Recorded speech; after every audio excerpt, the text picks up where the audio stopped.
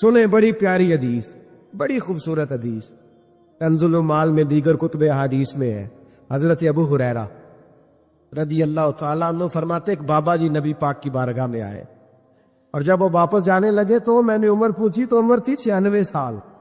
کہتے ہیں بزرگ جب آئے نا تو یہ بھویں جو ہے نا ان کی سفید ہو کے تو یوں آنکھوں پہ آ گئی، بڑی چھڑی بابا جی نے پکڑی ہوئی اور دونوں ہاتھ پکڑ کے نا چھڑی کے اوپر جھکے ہوئے ہیں، ایک جانی قربان جاؤں۔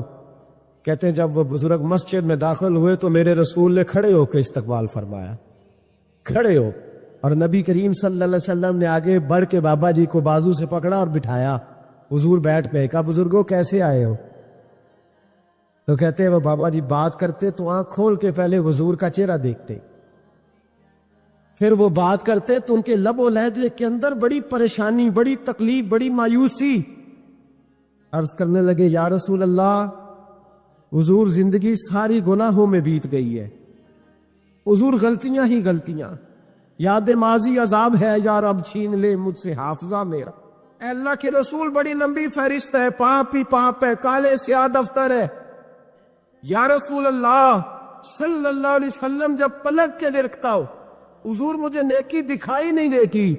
حضور اس عمر میں آپ کا ایک صحابی ملا ہے، اس نے بات سمجھائی ہے تو تھوڑا خیال آیا ہے، لیکن یا رسول اللہ صلی اللہ علیہ وسلم اب میرا وجود بیکار ہو گیا ہے، حضور بوڑھا ہو گیا ہو۔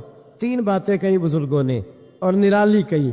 کہنے لگے یا رسول اللہ صلی اللہ علیہ وسلم، حضور اب تو میری کمر بھی سیدھی نہیں ہوتی کہ میں نماز ہی صحیح ادا کر سکوں، بوڑھا ہو گیا ہوں۔ یا رسول اللہ صلی اللہ علیہ وسلم اب میرے اندر طاقت نہیں کہ میں محنت مزدوری کر کے صدقے اور خیرات دے سکوں۔ یا رسول اللہ صلی اللہ علیہ وسلم اب میں تلوار لے کے جہاد بھی نہیں کر سکتا، حضور نہ میں لمبی نمازیں پڑھ سکتا ہوں، آقا نہ میں صدقات و خیرات دے سکتا ہوں، محبوبہ نہ میں دین کے لیے کوئی جہاد کر سکتا ہوں، بیکار وجود ہے، بیکار بیکار وجود کو تو گھر والے برداشت نہیں کرتے، بچے دعا کرتے یا اللہ ابا جی کو پردہ دے دے، اماں کو پردہ دے دے، بیکار ہو گیا ہوں، اور آج آیا ہوں تو مجھ بیکار کو میرا رب قبول کر لے گا؟ آج کلمہ پڑھوں تو بیکار ہوں، کسی کام کا نہیں، نہ نماز نہ صدقات نہ جہاد، قبول کر لے گا؟ حضرت ابو ہریرہ فرماتے ہیں جیسے برسات میں بارش کی جھڑی لگتی ہے، یوں مصطفیٰ کی آنکھوں سے جھڑی لگ گئی، حضور کھل کے روئے، کھل کے۔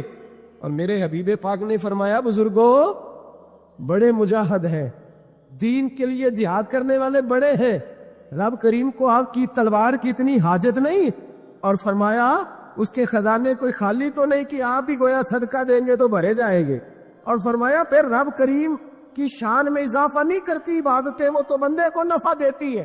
میں بزرگوں نہ آپ جہاد کرے، نہ آپ صدقات دے، نہ لمبی نمازیں پڑھے، آپ صدق دل سے آ جائیں، اللہ کے رسول کا وعدہ ہے رب آپ کو بغیر حساب کے نام جنت عطا فرما دے گا۔ آنا تو شرط ہے کہ نہیں، آئیں تو صحیح، نہ پہنچے تو صحیح، آ جائیں، اس کو نہیں عاجز صدقات و خیرات کی، جہاد کی تبلیغ، آئیں تو صحیح، نہیں ان العبد اذا تعرفا ثم تاب تاب اللہ علیہ۔ میرے حبیب نے فرمایا بندہ جب رو کے کہتا ہے نا یا اللہ غلطی ہو گئی معاف کر دے، فرمایا میرا مالک اسے فوراً ہی معاف فرما دیتا ہے۔ تو آ تو صحیح، تو آتا ہی نہیں، تو آ ہی نہیں رہا، تو گھر میں بیٹھا ہوا ہے، تو سویا ہوا ہے، تو دکانداری کر رہا ہے، تو پیسے گن رہا ہے، تو آیا ہی نہیں، آ تو صحیح۔ بلکہ میرے نبی پاک فرماتے ہیں جب اللہ پاک کا بھاگا ہوا غلام آتا ہے پھر تو اللہ زیادہ راضی ہوتا ہے، پھر تو اللہ زیادہ راضی ہوتا ہے، زیادہ راضی ہوتا ہے، تو آ تو صحیح، پہنچ تو صحیح۔ بلکہ صوفیات اور بات کرتے ہیں، وہ کہتے تو کبھی بھول کے بھی رب رب کرے تو اللہ تو اسے بھی قبول کر لیتا ہے، اور خدا کی رحمت کتنی زیادہ ہے۔ میرے حبیب کریم سید عالم صلی اللہ علیہ وسلم نے فرمایا اللہ نے اپنی رحمت کے 100 حصے کیے۔ حضور فرماتے ہیں ایک حصہ اللہ نے دنیا میں نازل کیا ہے، کتنا؟ ایک حصہ۔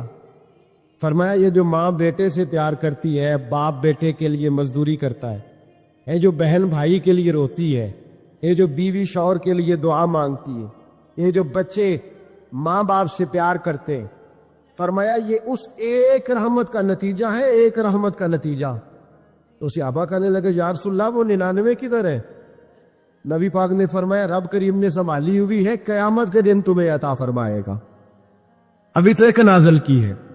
عارف رومی رحمۃ اللہ علیہ فرماتے ہیں کہ ایک شہر ایسا تھا جس میں ایک بیماری بار بار حملہ کرتی تھی، تو 3-4 پہاڑیاں ایک دوسرے کے اوپر تھیں، اکٹھے پہاڑ بنے ہوئے تھے، اس کے اوپر وہ جڑی بوٹی تھی جس سے اس بیماری کا علاج ہوتا تھا۔ تو کئی حکیموں نے بتایا کہ اگر وہ جڑی بوٹی حاصل کر لی جائے تو تمہارے شہر کے لوگ صحت یاب ہو سکتے ہیں، پر وہ 4 پہاڑیاں اوپر نیچے، اور پھر ڈھلان بڑی سیدھی تھی، جو پیر رکھتا پھسل جاتا، کوئی جرت ہی نہ کرتا اوپر جانے کی، لیکن لوگ بیمار تھے، تکلیف میں تھے۔ بالآخر ایک شخص نے ارادہ کیا کہ کب تک لوگوں کو بیماری سے سسکتے تڑپتے مرتے دیکھتا رہوں گا۔ اس نے کلاڑا اٹھایا، ہتھوڑا اٹھایا، پہاڑ کاٹنا شروع کیا کہ میں سیڑھیاں بناؤں گا اوپر جانے کے لیے۔ فرماتے ہیں کہ وہ پہاڑ کاٹ رہا تھا تو جو قریب آتے تھے نا، وہ اسے کہتے تھے پاگل ہو گیا تو اکیلا بندہ کیسے پہاڑ کاٹے گا، بیوقوف ہے، چھوڑ دے۔ اس نے کہا یار تم ساتھ نہیں چل سکتے تو حوصلہ شکنی تو نہ کرو، مجھے کچھ کرنے تو دو۔ سالوں لگ گئے، ایک پہاڑ کاٹ کے سیڑھیاں بنائی اس نے، پھر دوسرا پہاڑ شروع کیا، پھر سالوں لگ گئے، اور 2 پہاڑ کاٹے تھے، بڑھاپا آ گیا، بیمار ہو گیا، موت کا وقت آ گیا۔ اب چونکہ سیڑھیاں بن گئی تھی تو 2 پہاڑ کٹ گئے تھے، وہاں تک لوگ آنے جانے لگے تھے۔ این اس وقت جب وہ دنیا سے جا رہا تھا، پھر بھی کچھ لوگ حوصلہ شکنی کر رہے تھے، اسے کہہ رہے تھے خدا کے بندے کیا نتیجہ نکلا۔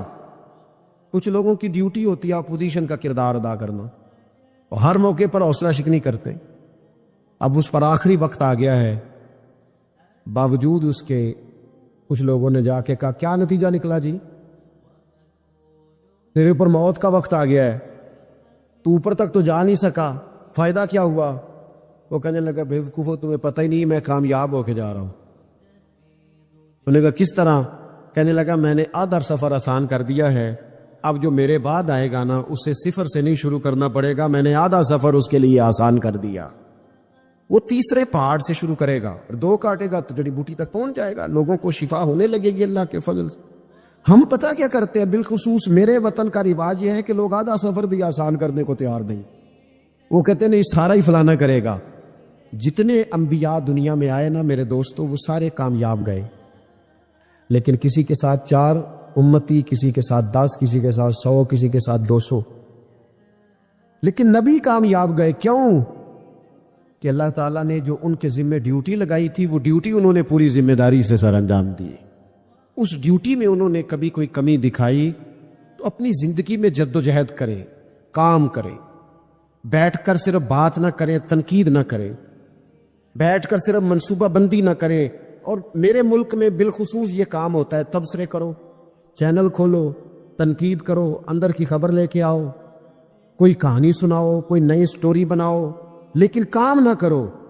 بڑی خوبصورت بات کی مولا کائنات مولا علی شیر خدا رضی اللہ تعالی، اور یہ اتنے حسین و جمیل اور خوبصورت انسان ہے کہ میرے نبی کریم علیہ الصلاۃ والسلام نے فرمایا کہ علی تو دنیا میں بھی میرا بھائی ہے اور قیامت میں بھی میرا بھائی ہے۔ اور حضور علیہ السلام نے فرمایا جس کا میں مولا ہوں، علی بھی ان سب کے مولا ہیں۔ اور حضور علیہ الصلاۃ والسلام نے فرمایا میرا علی تو وہ ہے کہ اس کو دیکھتے رہنا، رب کریم تمہیں عبادت کا درجہ عطا فرمائے۔ فوراً سوال اٹھتا تھا ذہنوں میں کہ جو نہ دیکھ سکیں گے تو وہ کیا کریں گے؟ تو محبوب نے فرمایا ذکر ولی عبادہ، وہ علی کا ذکر کریں گے تو اللہ انہیں عبادت کا درجہ عطا فرمائے گا۔ اور حضرت علی شیر خدا کرم اللہ تعالی وجہہ الکریم جو ہیں، وہ اپنی سیرت کے لحاظ سے، اپنے علم کے لحاظ سے، اپنے تقوی کے لحاظ سے، اپنی پرہیزگاری کے لحاظ سے، عدل و انصاف کے لحاظ سے، کچھ لوگوں کے فضائل بڑے ہوتے ہیں پر وہ ذاتی طور پر کوئی سیرت نہیں دکھا پاتے۔ حضرت مولا علی شیر خدا کے فضائل بھی بڑے ہیں اور ان کی سیرت میں اللہ نے کمالات بھی بڑے ہی رکھے۔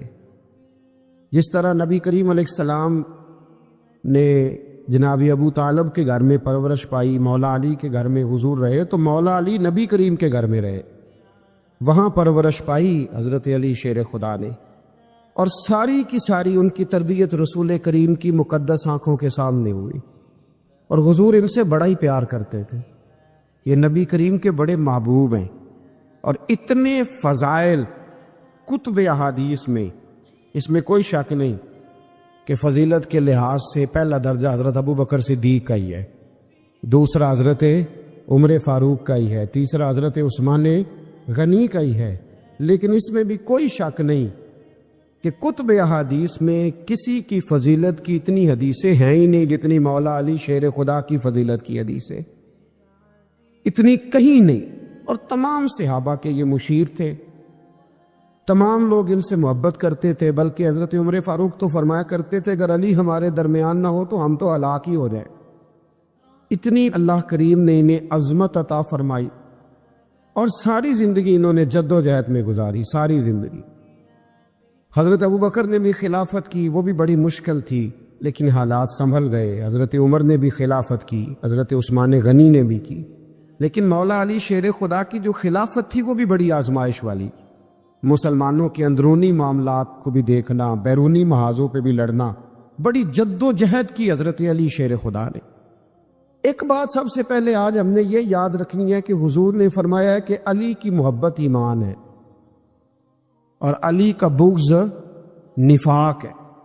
اب محبت ایمان ہے تو کیسے پتہ چلے گا ہمیں حضرت علی سے محبت ہے؟ کیسے پتہ چلے گا؟ محبت کا اظہار کریں گے تو پتہ چلے گا محبت ہے۔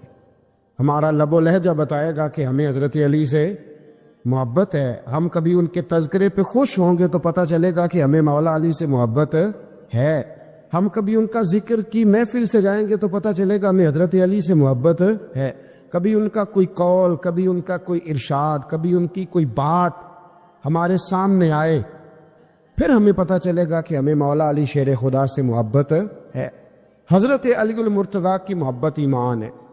اور پھر ویسے بھی حضرت علی اتنے دانا ہیں، حضور علیہ السلام نے فرمایا اگر میں علم کا شہر ہوں تو پھر علی دروازہ ہے۔ علی باب علم کے، شہر علم کے باب علی ہے۔ امام صفوری کہتے ہیں ایک دن نا حضرت جبریل امین انسانی شکل میں مولا علی کے سامنے آ کے کھڑے ہو گئے۔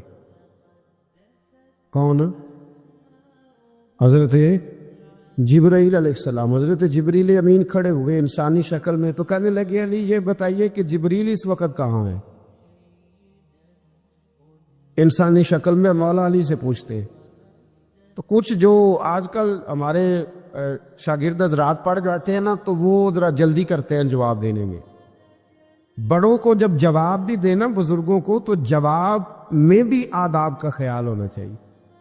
اگر آپ کو سوال آتا بھی ہو تو پھر بھی اس میں آداب کا خیال آپ رکھیں گے۔ آپ فٹافٹ نہیں کہہ دیں گے کہ جناب یہ اس کا جواب ہے، یہ معنی ہے، فوراً نہیں آپ کہہ دیں گے، آپ اس میں بھی آداب کا خیال کریں گے۔ حضرت جبریل امین نے جب کہا نا کہ بتائیے جبریل کہاں ہیں، تو حضرت علی فوراً بھی کہہ سکتے تھے آپ ہی تو ہے جبریل، یہ فٹافٹ کہہ سکتے تھے، اسی وقت ساری بات ختم ہو جاتی۔ لیکن بزرگوں سے بات کرنے کے کچھ آداب ہوتے، کچھ طور طریقے ہوتے جو اللہ ماشاءاللہ آج کل لوگوں میں نظر نہیں آتے۔ کچھ طور طریقے ہیں، کچھ سلیقے ہیں، کچھ جو ہے وہ اس کے خاص نقطہ نظر ہے، اس کو سمجھنا چاہیے۔ حضرت مولا علی شیر خدا رضی اللہ تعالیٰ عنہ سے جب پوچھا نا کہ جبریل امین کہاں ہیں اس وقت، تو حضرت علی نے پہلے اوپر دیکھا، پھر نیچے دیکھا، پھر دائیں دیکھا، پھر بائیں دیکھا، پھر آگے دیکھا، پھر پیچھے دیکھا۔ جواب فٹافٹ تیار تھا کہ آپ ہی تو ہیں، لیکن ایسے جواب نہیں دیا۔ فرمانے لگے جناب نہ تو اس وقت حضرت جبریل مشرق میں ہیں، نہ مغرب میں ہیں، نہ شمال میں ہیں، نہ جنوب میں ہیں، نہ 7 زمینوں میں ہیں، نہ آسمانوں میں ہیں۔ پھر بھی یہ نہیں کہا کہ آپ جبریل ہیں۔ فرمانے لگے بھئی زمینوں آسمانوں مشارق مغارب میں تو کوئی نہیں، تو یا آپ جبریل ہے یا میں جبریل ہوں، دونوں میں سے ایک ہے۔ تو حضرت جبریل امین مسکرائے، فرمانے لگے نہیں آپ تو علی ہیں، جبریل تو میں ہی ہوں، آپ علی۔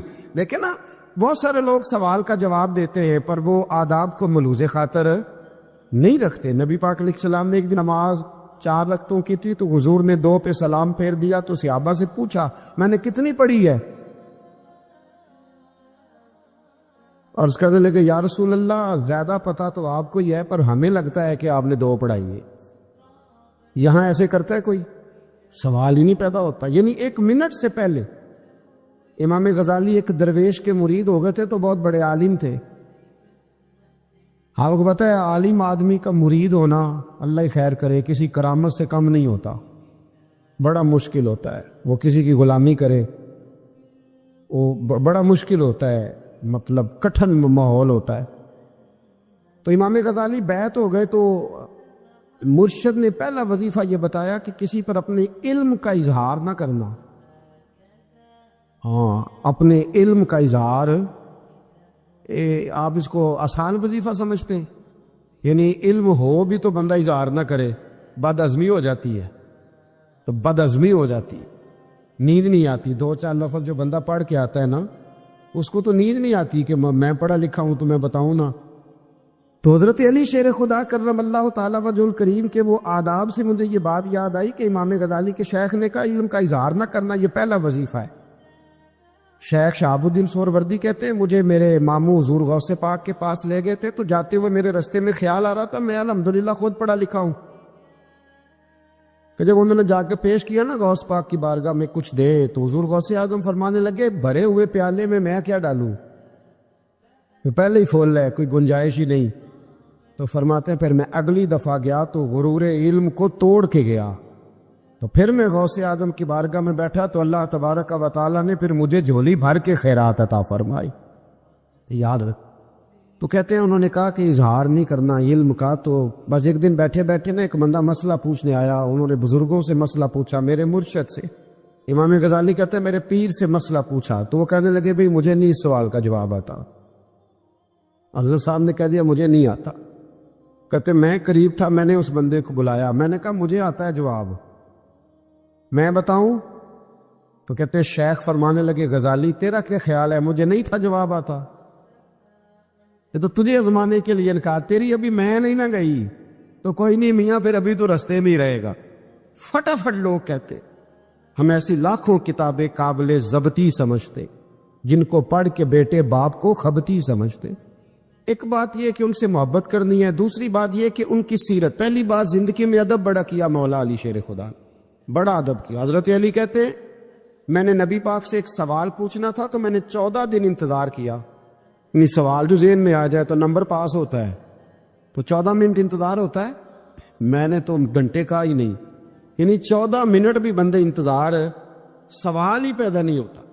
اور اگر پیر صاحب فون نہ ریسیو کرے تو وہ متکبر ہے, اگر وہ فون نہ اٹھائیں تو پھر یہ ہے کہ اب دین کی بات کس سے پوچھے جی ہم, پھر ہمارے پاس فلسفہ ہے. کہتے میں نے 14 دن انتظار کیا. کیا؟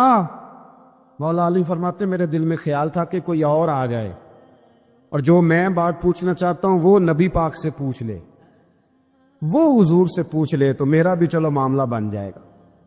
اب ان سے زیادہ کو بے تکلف تو نہیں تھا نا نبی پاک کی بارگاہ, جھٹ پوچھ سکتے تھے. 14 دن کہتے 14 دن کے بعد بندہ آیا, وہی سوال پوچھا جو میں نے پوچھنا تھا. تو کہتے حضور جواب اسے دے رہے تھے اور دیکھ میری طرف رہے تھے, جواب اسے دے رہے تھے اور توجہ حضور کی میری جانب. ایک ان کی زندگی میں ادب بڑا ہے. دوسری بات یہ کہ گہرا علم ہے مولا علی کا. ہمارے ہاں لوگوں کے پاس علم ہوتا ہے اللہ ماشاء اللہ بڑے بڑے اچھے علماء ہیں, لیکن بعض جگہ پہ علم بڑا سطحی سا ہے, سطحی سا. یعنی ساری زندگی جس بندے نے علم پڑھا ہے وہ گہرائی تک نہیں اترا, یعنی اس پر عمل نہیں کر سکا. تو اگر میرا علم مجھے نفع نہیں دے رہا تو میرا علم کسی کو کیا نفع دے گا. حضرت علی کا علم گہرا تھا, سیانہ علم تھا, گہرائی والی بات کرتے تھے, بڑی سوچ سمجھ کے فیصلہ کرتے تھے اور بڑے زیرک تھے, دانا آدمی تھے حضرت مولا علی شیر خدا رضی. اور آپ کا فہم و فراست نرالا تھا. ایک شخص نے کہا جی میں نے ترس کھا کے ایک عورت سے شادی کیا, وہ بوڑھی تھی, ترس کھا کے نکاح کیا. میں جوان, وہ بوڑھی ہے, پر میں قریب جاتا ہوں تو مجھے پتہ نہیں کیا ہوتا ہے. وہ بڑی جگہ پہ گیا ہوں پر میرا مسئلہ نہیں حل ہوتا, حالانکہ وہ لاوارث تھی اور شادی نہیں اس کی ہو سکی. تو حضرت علی شیر خدا فرمانے لگے بی بی کو میرے پاس لا, عورت کو لا. وہ لائے تو آپ فرمایا تیرا نکاح نہیں ہوا؟ کہنے لگی نہیں. فرمایا سوچ لے, چپ کر کے. فرمایا کوئی گناہ کیا ہو؟ خاموش ہو گئی. کہنے لگی میں نے میرا آغاز تھا جوانی کا تو میں نے ایک ناجائز بچہ پیدا کیا اور اسے پھینک دیا. آبادی میں پھینکا. تو حضرت علی شیر خدا فرمانے لگے یہ تیرا وہی بچہ ہے. چونکہ جو اس نے کیفیات بتائی ہیں وہ یہ ہے کہ انسان ماں بہن جو اس کی ہوتی ہے نا، کچھ بھی ہو جائے، اللہ تعالیٰ نے فطری جذبے رکھے ہوتے ہیں. تو وہ کوئی حیوان ہو تو بات الگ ہے، اگر انسان ہو تو وہ مطلب انسان ماں کے سینے سے لگ بھی جائے تو اسے شفقت کا رنگ تو نظر آتا ہے، لیکن اس کے اندر وہ جذبات پیدا ہو سکتے نہیں. بیٹی سینے سے لگ جائے تو وہ والے جذبات اس میں تو حضرت علی شیر خدا کا علم بڑا باریک.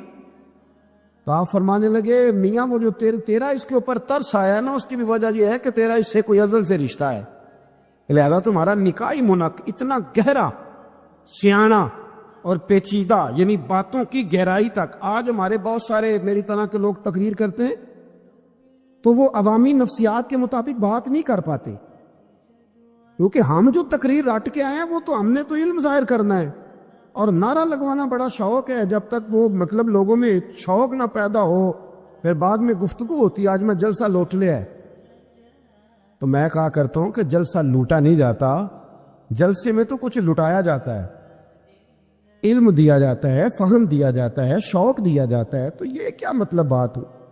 تو گہرا علم تھا. چوتھی بات، علم بھی تھا اور تقوی بھی تھا، پرہیزگاری بھی تھی. جب آپ خلیفہ تھے نا، امیر المومنین تھے، امیر المومنین، آپ چلو صوبائی وزیر کی بات نہیں کرتا، آپ کسی نا حلقے سے، جو وہ ہمارے پاکستان میں عہدے بہت زیادہ ہیں، تو جس کو کوئی ہلکا سا نا، چلو پرانا ورکر ہے تو کوئی دے دیتے، اس کو بھی مل جائیں تو 15 کو بورڈ تو اس کے بھی کہیں نہیں گئے مبارکباد کے. اللہ اسے پوچھے کہ تیرا اصل میں کام کیا ہے، تو کام کوئی بھی نہیں ہوتا اس کا، بورڈ لگ جاتے ہیں. بہت کیا بات ہے جناب، موج بن گئی. حضرت علی امیر المومنین تھے اور کوفے کے چوک میں کھڑے تھے، کوفے کے چوک میں، اور فرما رہے تھے کہ بھئی یہ میری زرہ ہے، بڑی قیمتی ہے، یہ کوئی بندہ خرید لے. کسی نے قریب جا کے پوچھا امیر المومنین کیوں بیچ رہے ہو؟ تو فرمانے لگے میری طامت پرانی ہو گئی ہے، اب نہ اتنی پرانی ہوئی ہے کہ اس پہ پیوند لگنے کی بھی جگہ کوئی نہیں بچی، اگر یہ پھٹنے کے قریب نہ جاتی تو میں زرہ نہ بیچتا. امام حسن رضی اللہ تعالیٰ عنہ کہتے ہیں میرے ابا جی خزانے کا سارا منہ کھول کے اللہ کے بندوں میں بانٹ کے تو اس کمرے میں 2 نفل پڑھ کے کہتے تھے یا اللہ گواہ ہو جاؤ، میں نے قوم کی امانت قوم پہ خرچ کر دی ہے. یہ پرہیزگاری، یہ تقوی، یہ ذوق حضرت مولا کائنات شیر خدا علی المرتضیٰ رضی اللہ تعالی عنہ. ہمارے ہاں نا ہم نے بانٹ دی ہیں چیزیں، یعنی کو بندہ زہرا حضرت علی کے نعرے لگانے لگ جائے تو لوگوں کو شک پڑ جاتا ہے. تو ایک بندہ میرے کان میں کہنے لگا 2-3 دن سے یہاں علی علی ہو رہی ہے کان میں. اب بڑی جلدی ہمارے تھرمامیٹر والے لوگ بھی بڑے تیار بیٹھے رہتے ہیں. کہنے لگا 2-3 دن ہو گئے یہاں علی علی ہو رہی ہے. میں کیا دعا کر ہوندی رہے. تو کہنے لگا آپ نے کوئی وضاحت نہیں کی. میں کیا تینوں اصل وضاحت دی لوڑ نہیں، تینوں کسی اور شے دی لوڑ ہے. عجیب بیوقوف آدمی ہے بھائی. ان لوگوں کا تو رشتہ ہی کوئی نہیں مولا علی شیر خدا کے ساتھ، اور ہم جو ہیں ہم تو مرید ہیں مولا علی شیر خدا. اعلیٰ حضرت فرماتے ہیں کہ حضور سے پہلے بھی جس کو ولایت ملی ہے وہ مولا علی کے صدقے ملی ہے، اور قیامت تک جسے اللہ ولایت دے گا وہ مولا علی شیر خدا کے قدموں کی خیرات کی برکت سے دے. یہ ایک سلسلہ علیہ نقشبندیہ ہے جو حضرت ابو بکر صدیق سے انسلاک کرتے، باقی تو تمام سلاسل کو سارا فیض ہی مولا علی شیر خدا سے. تو آپ یہ کیسی بات کریں گے کہ جناب وہ فلانے کا آپ اور جی. میں نے اسے کہا کہ شاید میرا دعویٰ کوئی نہیں، پر میری جو اپنی تھوڑا بہت مطالعہ ہے نا، میں انسائکلوپیڈیا ہوں حضرت عمر فاروق کا. مجھے جنون ہے حضرت عمر فاروق سے محبت، جنون ہے. اور میں نے ایک دفعہ اسکیچ صرف ابھی بنایا ہے، تو شاید میں 2 جلدوں میں کتاب لکھ دوں حضرت عمر فاروق. یعنی شاید ان کے حالات پر کوئی ایسی کتاب جو دنیا میں چھپی ہو اور میں نے دیکھی نہ ہو، شاید وہ جس ذریعے سے بھی. اور آپ میری گفتگو سن لیں، شاید ہر دوسری بات میں حضرت عمر کی کرتا ہوں، لیکن ایک بات پکی ہے کہ مرید میں مولا علی شیر خدا کا. یہ بات میاں پکی ہے، اس میں شک کوئی نہیں نا. اس لیے کہ حضور کے بعد فیض مولا علی سے، پھر امام حسین سے، پھر امام زین. یہ ہمارے بزرگوں نے ہمیں شجرہ یہ دیا ہے. تو آپ وہ جو بات جہاں ہے وہ وہاں ہے. حضرت ابو بکر صدیق کے بارے میں جو شک کرے پکا بے ایمان ہے. پر اس میں تو بات پکی ہے نا کہ حضور نے فرمایا علی تجھے دیکھنا بھی عبادت اور تیرا ذکر کرنا بھی عبادت. تو خدا کے بندو علی علی نہ کریں, ہم تو مر جائیں. کوئی جگہ ہی نہیں ہے سوائے حضرت علی شیر خدا کے ذکر کرنے کے. تو یہ کچی کمزور باتیں نہ کرو. یہ کوئی عجیب بات ہے کہ جی وہ اگر علی علی زیادہ کیا تو کوئی فلانے طبقے سے تو نہیں, تو یہ ایسی کمزور بات آپ کیوں کرتے ہیں میاں؟ یہ آپ عجیب آپ نے بحث چھیڑ دی لوگوں نے. تو یہ کوئی ایسا مسئلہ نہیں. زندگی میں یاد رکھو, جس کی زبان پہ علی علی زیادہ رہتا ہے نا, اس کی زبان پہ نبی نبی بھی زیادہ ہی رہتا ہے. ختم ہو گئی بات. تو ان چکروں سے باہر آئیں, آپ باہر آئیں ان چکروں سے. اور اسی طریقے سے میں نے کہا تھا کہ ہم کوئی ترازو لے کے نہیں بیٹھے ہوئے کہ فضیلت کس کی زیادہ ہے. اما عائشہ صدیقہ جو ہیں وہ مومنوں کی ماں ہیں, اور اس میں کوئی دوسری رائے نہیں کہ اس خاتون کے امت مسلمہ پر اتنے احسانات ہیں کہ دنیا گن نہیں سکتی. لیکن یہ ہے کہ رسول کریم نے فرمایا کہ فاطمہ میرے جگر کا ٹکڑا ہے. اب میں ترازو لے کے بیٹھ جاؤں کہ حضرت فاطمہ کی شان زیادہ ہے یا حضرت عائشہ کی, تو میں بیوقوفی ہوں نا. اس لیے کہ یہ میری ذمہ داری نہیں, یہ تو بات ان کی ہے نا. میں نے ایک بات سنائی تھی آپ کو پیر سید فیض الحسن شاہ صاحب کی, عالم آج شریف والی. پیر صاحب سے کسی نے پوچھا کہ حضرت فاطمہ افضل ہے کہ سید عائشہ, تو آپ فرمانے لگے پہلی بات تو یہ کہ تجھے یہ سوال ہی نہیں کرنا چاہیے تھا, اور اگر تو نے کر لیا ہے تو پھر جواب سن لے. فرمانے لگے فاطمہ زوجہ ہیں حضرت علی کی, اور عائشہ زوجہ ہیں نبی پاک کی. تو علی کی زوجہ نبی کی زوجہ سے افضل نہیں ہو سکتی. اور پھر فرمانے لگے عائشہ بیٹی ہے ابو بکر صدیق کی, اور فاطمہ بیٹی ہے مصطفیٰ کریم کی. تو ابو بکر کی بیٹی نبی کی بیٹی سے افضل نہیں ہو سکتے. وہ بندہ کہنے لگا حضرت جی رزلٹ کیا نکلا؟ کہنے لگے گھر جا کے کڑ دا رہی. گل دس چھڑی ہے, اب تو گھر جا اور رزلٹ گھر جا کے نکالتا رہے. میں نے تو تجھے نا بتا دیا ہے کہ جو اصل بات ہے وہ یہ ہے کہ ابو بکر صدیق کی بیٹی نبی پاک کی بیٹی سے افضل ہو سکتی نہیں, اور علی المرتضیٰ کی زوجہ نبی پاک کی زوجہ سے افضل ہو سکتی. باقی جا تو نتیجہ گھر جا کے نکال, نتیجہ گھر جا کے نکال. تو ہمارے بزرگ تو اس لیول پہ سوچتے, اس لیول پہ. حضرت عائشہ صدیقہ رضی اللہ تعالیٰ عنہ اگر گھوڑے پہ بیٹھتی تھی نا تو مولا علی لگام تھام لیتے تھے, ماتے تھے یہ ماں ہے مومنو, یہ ماں ہے مومنو. آپ کیا بات کرتے؟ حضرت عمر فاروق کو کبھی حضرت عائشہ بلا لیتی تو کامتے ہوئے حاضر ہوتے. ماں ہے مومن. یہ کچی باتیں چھوڑ دے, عشق کرے تو کھول کے کرے, ڈر ڈر کے نہ کرے. میں نے درجنوں تقریروں میں کہا کہ منقبتیں لکھو حضرت صدیق اکبر کی بھی, حضرت عمر کی بھی منقبت لکھو, حضرت عثمان کی بھی لکھو, اور ہم سنتے ہیں الحمدللہ وہ ساری.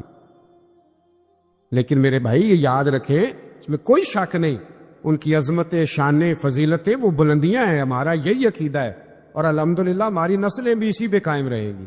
ہم انہیں نسلیں مانیں گے ہی تب کہ خلفائے راشدین کی جو خلافت کی ترتیب ہے وہی فضیلت کی ترتیب ہے.